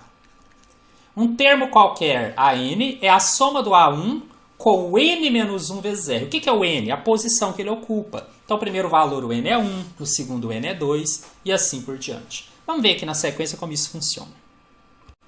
Exemplo de uma questão que caiu no concurso Petrobras 2012. Álvaro, Bento, Carlos e Danilo trabalham em a mesma empresa e os valores de seus salários mensais formam, nessa ordem, uma progressão aritmética. Danilo ganha mensalmente R$ 1.200 a mais que Álvaro, enquanto Bento e Carlos recebem juntos R$ 3.400 por mês. Qual é em reais o salário mensal de Carlos? Bom, gente, nós temos várias informações aqui, mas o fato é, se é uma PA, eu vou chamar A1, vai ser meu Álvaro. Meu A2 vai ser o Bento, porque seria nessa ordem. Meu A3 vai ser o Carlos. E meu A4 será o Danilo. E nessa sequência formou a PA. A1, A2, A3, A4. Tá? São só os 4, então ela seria finita. O que mais de informação importante eu tenho aqui? Ele fala que Danilo é o A4, ganha 1.200 a mais que Álvaro, que é A1. Então ele me fala que o A4 é o A1, que é o Álvaro ganha, mais 1.200. Gente, aqui eu poderia achar formas e formas de resolver, mas olha só, eu enxerguei uma coisa que facilitou muito. Pela fórmula do termo geral, o A4 sempre é o A1, mais 4 menos 1 vezes a razão. Ou seja, seria o A1 mais 3 vezes a razão. Ora, se A4 é A1 mais 1.200 e A4 é A1 mais 3R, dá para concluir facilmente que o 3R é 1.200. E aí esse 3 eu passo dividindo e já achei uma informação valiosíssima aqui na questão, que a razão é 400. Ou seja, se eu pegar um primeiro como referência, o próximo sempre vai ganhar 400 a mais. Bom, o que mais que eu tenho aqui de informação? Ele fala que Bento é o A2 e o Carlos, que é o A3, recebem juntos 3.400. Então, se eu somasse o A2 mais A3, teria que dar 3.400. Gente, mas olha só, se eu sei a razão, eu sei também a diferença entre eles. Porque sempre que eu pegar um termo menos o anterior, vai ter que dar 400. Então, se eu pegar o A3 menos o A2, tem que dar a razão, que é 400. E eu montei um sisteminha. Achei que era o jeito mais fácil. Sisteminha de duas equações com duas incógnitas que eu posso resolver, por exemplo, por substituição. Então, eu peguei a primeira e coloquei. Se A2 mais A3 é igual a 3.400, que meu A2, então, é 3.400 menos A3. Quando eu isolo o A2, quer dizer que eu quero achar o A3 primeiro, porque o A3 é o Carlos e é o que ele está pedindo. Agora eu venho na de baixo e substituo. A3 menos, onde eu tinha o A2, eu jogo tudo isso entre parênteses. 3.400 menos A3, que deverá ser igual a 400. Então, eu cheguei que A3, aí faço jogo de sinal, menos vezes mais dá menos, e menos vezes menos dá mais.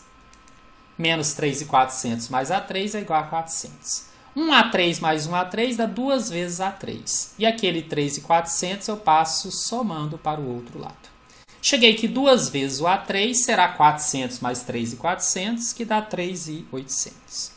E finalmente, se eu passo 2 dividindo, meu A3 será 3.800 dividido por 2. Lembra que o A3 é o Carlos, então o Carlos ganha R$ 1.900. A resposta aqui, que é o nosso gabarito, está na letra E. Vamos resolver mais uma questão, essa do concurso Banco do Brasil 2012. Uma sequência numérica infinita, E1, E2, E3, reticências, EN, reticências, é tal que a soma dos n termos iniciais é igual a n² mais 6n. O quarto termo dessa sequência é Ele não me diz se essa sequência é PA, se é PG, ou de repente nem é. Né? Nem toda sequência tem que ser PA e PG. Mas ele me deu outra informação que vai me ajudar muito. A soma dos n termos iniciais. Por quê?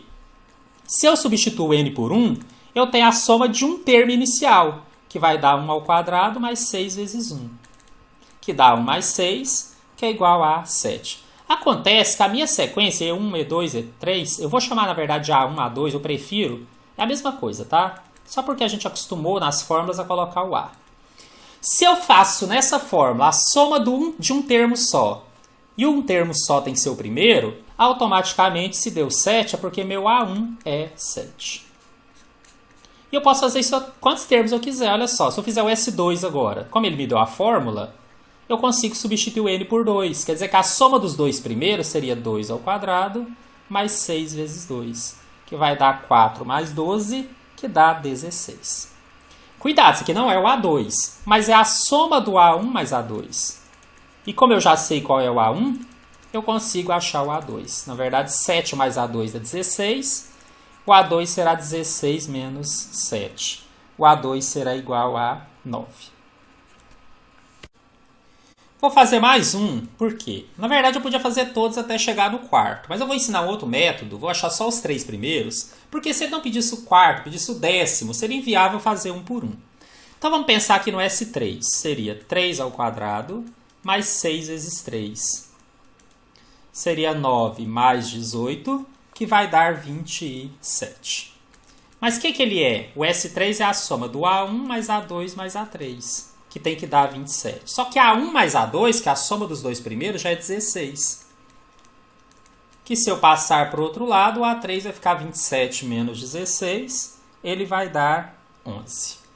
Gente, olha só o que eu já descobri. O primeiro termo é 7, o segundo é 9, o terceiro é 11.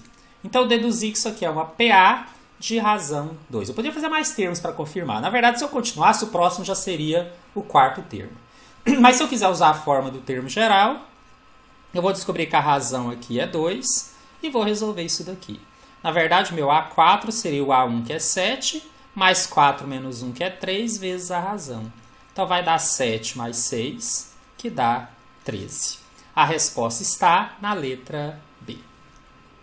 Uma outra fórmula que eu oriento vocês a decorar é a fórmula da soma dos n termos de uma PA, que será A1 mais AN, que seria o último termo, multiplicado por n sobre 2. Vamos resolver uma questão onde a gente vai usar essa fórmula. O quarto, o quinto e o sexto termos de uma progressão aritmética são expressos por x mais 1, x² mais 4 e 2x² mais 3, respectivamente. A soma dos 10 primeiros termos é igual. Para saber a soma dos 10 primeiros, eu vou ter que ter o primeiro e o décimo. Então, eu vou precisar encontrar o A1 e a razão. O que eu tenho de informação? Que o meu A4 é x mais 1. Que meu A5 é x² mais 4, que foi o que é o quarto, o quinto e o sexto. E que o A6 é igual a 2x² mais 3. Também sei que é uma PA. E se é uma PA, a diferença entre o A5 com o A4 tem que ser igual a 6 menos A5. Ou seja, x² mais 4, menos o quarto termo, que é x mais 1, sempre entre parênteses, tá? Cuidado, é igual ao A6, menos o A5, também entre parênteses. Então, ficou que x² mais 4, faço jogo de sinal, menos x menos 1, é igual a 2x² mais 3, jogo de sinal, menos x² menos 4. Bom, encontrei aqui por enquanto que x² menos x, aí dá para juntar, 4 menos 1 vira 3. Igual, 2x² menos x² fica só x². 3 menos 4 menos 1. Já dá para cortar o x² com o x², porque ele ia passar subtraindo. Cheguei então que menos x mais 3 é igual a menos 1. Passo 3 subtraindo, menos x igual a menos 4. Se eu multiplicar isso aqui por menos 1, que é o que normalmente eu faço, descubro que x é igual a 4. Agora eu posso substituir aqui o x por 4. Então, meu A4 virou x mais 1. 4 mais 1 é 5. Meu A5 virou 4 ao quadrado, que é 16, mais 4, 20. E meu A6 virou 4 ao quadrado, 16, vezes 2, 32, mais 3, 35. O que vocês vão perceber, gente? Que é uma PA cuja razão é 15. Agora eu vou encontrar o A1. De que forma? Bom, eu sei que o A4 é 5. Mas também sei que o A4 é o A1 mais 4 menos 1, que é 3, vezes a razão, que é 15. Então, eu posso substituir isso aqui. A4, que é 5, será o A1 mais 45. Bom, vou inverter os lados. A1 mais 45 é igual a 5. Então, o A1 vai ser 5 menos 45. Meu A1 deu negativo. Meu A1 deu menos 40. Agora, para jogar a forma da soma dos termos, eu preciso também do AN. Como eu quero os 10 primeiros, eu preciso do A10. Mas o A10 é o A1, que é menos 40, mais 10 menos 1, que é 9, vezes a razão, que é 15. Meu A10, então, menos 40 mais 135. Meu A10 é igual a 95. Agora é só substituir na fórmula. Meu espaço está pequeno, vou fazer aqui em cima. A soma dos 10 primeiros vai ser o A1, que é menos 40, mais o AN, que é 95, multiplicado pelo N, que é 10, sobre 2. Então isso aqui deu menos 40 mais 95, que dá 55, e 10 dividido por 2 deu 5. 55 vezes 5 deu 275. Essa é a resposta. O gabarito está na letra D. Algumas observações que podem ajudar vocês a resolver algumas questões de concurso. Pega uma PA qualquer, peguei uma sequência 3, 7, 11, 15, 19, 23, 27, deu 35. É uma PA de razão 4. A soma de dois termos aqui distantes dos extremos é igual à soma dos extremos. Então, se eu somasse aqui 3 mais 35, seria o mesmo resultado do 7 mais 31, do 11 mais 27. Sabe o que é ser equidistante? É estar à mesma distância do primeiro, o termo que está à mesma distância do primeiro, né, para frente, o termo que está à mesma distância do último para trás. Isso é equidistante. Outra regra é que todo termo, com exceção dos extremos, é a média entre o que antecede e sucede. Se eu só pegar, por exemplo, o 11, ele é a média entre o 7 e o 15. Ele é o 7 mais 15 dividido por 2, vale para todos.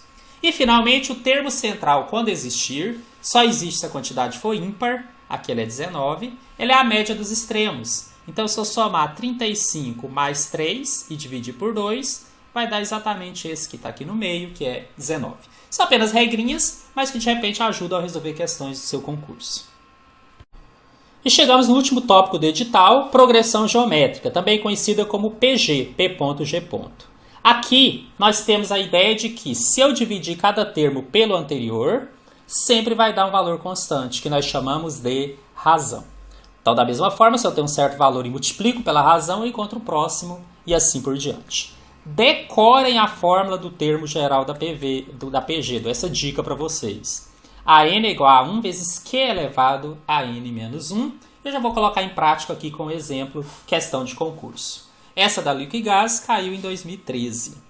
O primeiro e o sétimo termos de uma progressão geométrica com todos os seus termos positivos são 8 e 128, respectivamente. O quarto termo dessa progressão geométrica é... Gente, já tem mais de uma forma de resolver, eu vou usar aquela que me permite colocar em prática a forma do termo geral, que eu acho ela muito importante. O que eu tenho de informação? Que o meu primeiro termo, que é o A1, é 8. E que meu sétimo termo é 128. Acontece que pela forma do termo geral, o meu A7 é o meu A1, que é 8, vezes a razão elevada a 7 menos 1, que daria 6. Posso dizer, então, que esse A7, que é 128, será 8 vezes Q elevado a 6. Isso vai me permitir encontrar o valor da razão Q. Vou trocar os termos de lado, tá? 8 vezes Q elevado a 6 é igual a 128. Vou passar o 8 dividindo. E vou chegar que o Q elevado a 6, resultado dessa divisão, vai dar 16. Bom, se o Q elevado a 6 é 16, o que seria o Q? Seria mais ou menos a raiz sexta de 16. Só que como eu quero todos os termos positivos, minha razão vai ter que ser positiva. Né? Já vi também que ela é crescente. Então o que vai acontecer? Eu vou ter que colocar aqui 16 elevado ao inverso, que é 1/6. E vou deixar assim por enquanto. Bom, eu quero o quarto termo. Eu quero o A4. Ele vai ser o A1, e o A1 é 8, vezes a razão, que é 16 elevado a 1/6, elevado a n menos 1, elevado a 4 menos 1, que dá 3. Vou usar a regrinha de potenciação. Potência elevada a potência é só multiplicar essas potências. Então ficou que o A4 é 8 vezes 16 elevado a 1 sexto vezes 3. Eu vou simplificar aqui e aqui por 3. Virou 16 elevado a 1 meio. Ora, elevar 1 meio mesmo que tirar a raiz quadrada. Então, na verdade, ficou 8 vezes raiz quadrada 16, que é 4. E o resultado vai dar 8 vezes 4, que é 32. Gabarito da questão, letra D. Vou apresentar aqui mais uma fórmula, mas essa eu nem vou fazer exercício, tá? É a fórmula da soma dos termos da PG finita. Mais uma fórmula aí que se você puder decorar seria bom, né? Vai que a banca cobra. Se eu tenho uma PG finita e precisar somar os n termos, é o A1 vezes Q elevado a n menos 1 dividido por Q menos 1. Ela tem variações, mas eu costumo usar ela dessa primeira forma aqui. Agora, quando a sua PG tem uma razão que em valor absoluto é menor que 1, é possível encontrar a soma dos termos se ela for infinita. E a fórmula é bem simples, outra que vocês precisam decorar para a prova. A soma é A1 dividido por 1 menos Q. Vou colocar em prática com a questão aqui na sequência. Essa do Banco do Brasil, 2018. Ela diz, para x maior que 0, seja Sx a soma. Sx é igual a n de 1 até infinito de 2 elevado a menos nx. E ele até ajudou, ele desmembrou. Ele falou que é 2 elevado a menos x, mais 4 elevado a menos x, mais 8 elevado a menos x. Funciona assim. Se eu pegar se fosse só um termo, seria só o primeiro. Se fossem dois, seria a soma dos dois primeiros. E assim por diante. Ele fala que se eu somar todos esses termos, o resultado poderia dar 1/4. Né? Que x deveria ocorrer para que a soma desse 1 sobre 4. Gente, a única forma de ter soma, né, em uma sequência é se ela for uma PG de razão, valor absoluto menor que 1. Então é aquela fórmula de cima mesmo. Só que para substituir eu tenho que ter o A1 e tenho que ter a razão. Como é que eu vou fazer isso? Bom, estratégia que eu já usei agora há pouco. Ele me deu a fórmula. Então o que seria o S só de 1? Se eu tivesse só um termo. Seria só o 2 elevado a menos x. Acontece que se eu tenho só um termo, ele já é meu A1. Então eu já descobri que o meu A1 tem que ser 2 elevado a menos x. Vou usar a mesma estratégia para o S2. Então, eu vou colocar aqui que o S2 seria 2 elevado a menos x, mais 4 elevado a menos x. Acontece que a soma dos dois primeiros é o A1 mais A2, que teria que dar isso daqui. Só que o A1 eu já conheço, é o 2 elevado a menos x. Repito o resto. Bom, gente, esse 2 elevado a menos x que está somando, eu vou passar subtraindo para o outro lado. Porque eu vou poder cortar. Eu tenho mais 2 elevado a menos x com menos 2 elevado a menos x. Então, eu descobri que o meu A2 é 4 elevado a menos x. Gente, com esses dois eu já encontro a razão. Porque eu já sei que é uma PG. Então, é só dividir o A2 pelo A1. Que é isso daqui. Só que aí, eu vou colocar esse 4 de cima como sendo, desmembrando como sendo base 2. O que é o 4? É o 2 ao quadrado. Só que ele está elevado a menos x. E está dividindo 2 a menos x. Vou ter, então, que ele é 2 elevado. E aí, aquela potência de potência, né? Quando já tem elevado, 2 multiplicado por menos x, que dá menos 2x. E aqui embaixo continua sendo 2 elevado a menos x. Divisão de bases iguais, conserva a base e somo os expoentes. Desculpa, subtrai os expoentes. Então, ficou 2 elevado a menos 2x mais x. Ficou 2 elevado a menos x. Bom, a gente já tem o A1. 2 elevado a menos x. Já tem a razão que, por acaso, também é 2 elevado a menos x. Se eu substituir na fórmula da soma e obrigá-lo a ser 1 sobre 4, eu vou encontrar exatamente esse valor de x. Então, eu posso dizer que essa soma é o A1, 2 elevado a menos x, dividido por 1 menos q, onde o q também é 2 elevado a menos x. Também sei que essa soma tem que dar 1 sobre 4, que deverá ser então igual a 2 elevado a menos x sobre 1 menos 2 elevado a menos x. Gente, a minha sugestão aqui é que a gente faça uma mudança de variável. Eu vou chamar esse 2 elevado a menos x de y, para ficar mais fácil de desenvolver. Aí ficaria então 1 sobre 4 igual a esse 2 elevado a menos x que eu chamei de y, sobre 1 menos esse valor que é y. Aí eu multiplico cruzado, 4y é igual a 1 menos y. Passo o y que estava subtraindo, somando para o outro lado, vira 5y igual a 1. E esse 5 que estava multiplicando, eu passo dividindo. Então, esse y ficou 1 sobre 5. Vou voltar aqui, só por questão de espaço, eu vou fazer do meu lado esquerdo. O que eu sabia, né, pela minha substituição? Que o y é o 2 elevado a menos x. Então, esse 2 elevado a menos x tem que ser 1 sobre 5. Gente, isso aqui é equação exponencial. Vou ter que jogar logaritmo dos dois lados para resolver. Então, vou colocar aqui log de 2 elevado a menos x é igual a log de 1 sobre 5. Posso usar aquela regra da potência. É para isso mesmo que a gente joga logaritmo dos dois lados. E eu vou derrubar esse x. Ele vai ficar multiplicando o log de 2. Do outro lado, eu sei que 1 sobre 5 é o mesmo que 5 elevado a menos 1. Também posso aplicar a regra de potência daquele lado. Vou ter que menos x vezes log 2 é igual a menos 1 vezes log de 5. Aí eu multiplico por menos 1 e descubro que x vezes log 2 é igual a log 5. Só isolar o x. Eu passo log 2 para o outro lado. E aí eu uso aquela regra de mudança de base. Eu sei que isso aqui pode ter vindo do log de 5 na base 2. Que se eu usasse a regrinha, ficaria log de 5 dividido por log 2. Tá? Então ficou meio exprimido aqui, mas a resposta está aqui. O x é log de 5 na base 2. O gabarito está na letra B. E para fechar, e agora fechar mesmo, algumas observações que podem ajudar vocês aí em algumas questões. Pegando uma PG qualquer, eu peguei aqui 1, 2, 4, 8, né, uma PG de razão 2. Nessa PG, o produto de dois termos aqui distantes dos extremos é igual ao produto dos extremos. Então, se eu multiplicar 1 por 64, dá o mesmo resultado se eu multiplicar o 2 por 32, o 4 por 16, porque são equidistantes. Outra regra é que se existir um termo central, se o n for ímpar, ele pode ser chamado de termo médio, é a raiz quadrada da multiplicação dos extremos. Então, se eu pegar aqui esse 8, que está bem no meio, ele é a raiz quadrada de 64 vezes 1. É isso que a regra está dizendo. E ainda, se precisar, o produto dos termos de uma PG finita é a raiz quadrada da multiplicação dos extremos elevada a n. Ele pode ser uma resposta positiva ou uma resposta negativa. Gente, com isso fechei toda a revisão do conteúdo. Eu sei que acabou ficando um pouco extenso, mas eu não queria que fosse uma coisa também mal feita, né? Eu queria realmente dar uma passada em tudo, para aqueles que já estudaram poderem relembrar, para poder dar dicas importantes, e para aqueles que não conseguiram estudar todo o conteúdo com mais calma, pelo menos ter aqui uma possibilidade de aprender alguma coisa e de repente acertar questões na prova do concurso. O que posso dizer agora é que eu desejo uma ótima prova para você. Né? Fique tranquilo, você estudou, então você vai lá e vai acertar as questões. E, claro, dizer que fiquei feliz em poder compartilhar com você um pouco do meu conhecimento e da minha experiência. Um grande abraço.